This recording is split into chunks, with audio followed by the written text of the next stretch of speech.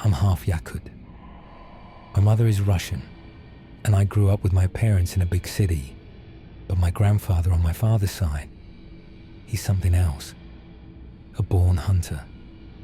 He started the hunting at 11, and even now, with a house, a family, and a quiet life, he still spends more time in the woods than he ever does at home.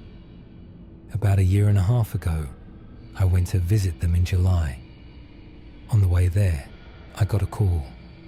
My grandfather had gotten drunk, fallen into an open cellar, and broke his leg.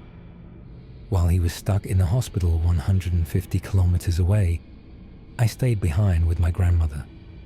No internet, no connection to the world. I was going stir crazy with boredom. So I decided to head into the forest for an overnight trip, just to do something. I packed a jug of water, some food, my granddad's tiny tent, and his old hunting shotgun, an IZH. I wanted to go somewhere new, somewhere I hadn't been before. I remembered this abandoned road nearby that led toward an old lumber mill. Or maybe it wasn't even that. I'd never gone all the way down. I meant to leave at sunrise, but the moped was in terrible shape. It took me until nearly noon to clean it up, find fuel, and make sure it would run. Finally, I set off. The road was overgrown at first, but it cleared up after a while. I drove until I got tired. When I'd had enough, I spotted a small ravine just off the side of the road and stashed the moped in there. Covered it with branches, made sure it wasn't visible. I had gone about 18 kilometers by then. The area was a perfect marker. The road crested a little hill, and for the last mile or so, there were no trees, so I'd be able to find my way back. An hour later, climbing another hill, I saw it, a birch grove. So beautiful it stopped me in my tracks. It stretched about 2 kilometers long and 1 wide, nestled in a dip in the land. And here's what was strange. There were only birch trees, nothing else. And the tops of the trees, they were unnaturally flat, like something massive passed over them each year, cutting down any branch that dared to grow higher than the rest. If not for the uneven edges and how remote the area was, I'd have thought it was one of those perfectly planted Soviet forests from the old days. I knew right then, that's where I'm setting up camp. The place was swarming with mushrooms, more than I'd ever seen. I didn't pick any though.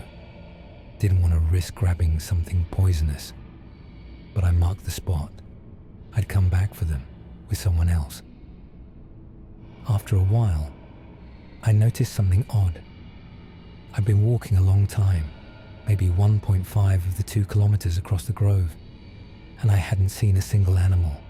No birds, no squirrels, no bugs, just silence. That's when I decided to turn back and pitch camp closer to where I came in. On my way, I stumbled across a strange formation. 30 birch trees, perfectly aligned. 3 rows of 10, as straight as a grid. I thought again of artificial planting. But why would only these 30 be so meticulously arranged when the rest of the forest was random?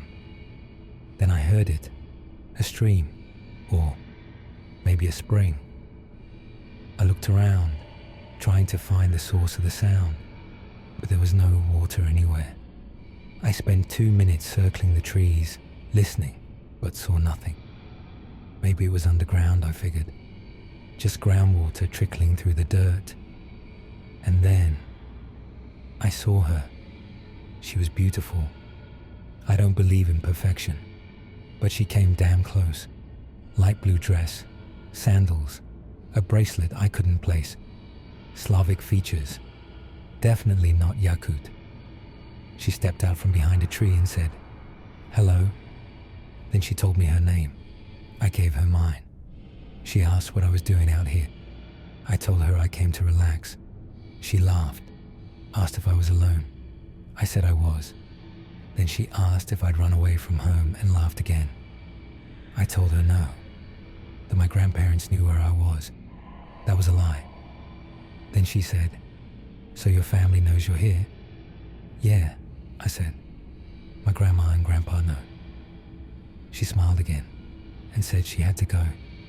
And just like that, she laughed one last time and vanished into the trees. The moment she disappeared, I felt off, like I'd just woken up after a blackout drunk night, like pieces were missing. I couldn't remember her name, though I just said it aloud.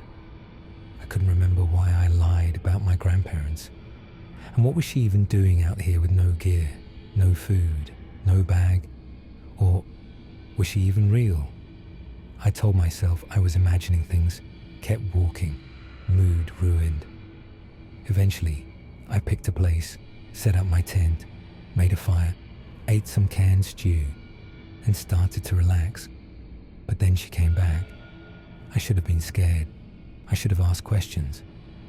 But I didn't. I just sat there, like none of it was strange. She asked if I was bored. I told her no. She laughed again and said, "I believe you. I'm not bored either." Then she said something that chilled me. "My favorite time is at night. That's when you can hear everything in the woods, and no one gets in the way." I didn't answer. She looked toward the tent and asked, "You're sleeping there tonight?" I nodded. She smiled, bit her lip, and crawled inside. A second later, I heard mumbling from the tent. I got on my knees, peeked inside. No one was there. I blinked and found myself kneeling in front of my sleeping bag, pants open, my junk out, completely dazed. My blood went cold. I scrambled out, zipped up, heart racing. What the hell is happening? I loaded the shotgun for the first time that day. No more camping. I packed up my things, shouldered my bag, and started heading back the way I came. That's when I saw her again. Standing about 50 feet away, leaning against a tree, smiling. She stepped out, pulled her dress off over her head, tossed it aside, waved, and disappeared again into the trees. That was it. That broke me. Every horror story I'd ever heard came crashing into my brain. Banshees, succubi, forest spirits, lights that lure you to your death. I ran, hard, then walked fast when I couldn't breathe. When I saw the edge of the forest, real sunlight streaming between the trees, I almost cried, but something made me stop. I froze, couldn't move, couldn't even blink. When I finally snapped out of it, I realized I'd been standing still for over 30 minutes. I sprinted the last 30 meters out of the woods like my life depended on it. Ran until I was a couple 100 meters out, then turned around. The forest behind me looked normal, like nothing had happened. I didn't wait around. I headed back to the road, got my moped, and started riding home. Halfway there, I stopped to eat, reached into my backpack for some jerky, and touched something soft. I pulled it out, and there it was, her blue dress. I screamed, threw it onto the side of the road, jumped on the bike and didn't stop until I was home. I never told anyone. Didn't want them thinking I was crazy. For the rest of the summer, I didn't go out at night, didn't step into the woods alone. I didn't go back last year, and I'm not going this year either.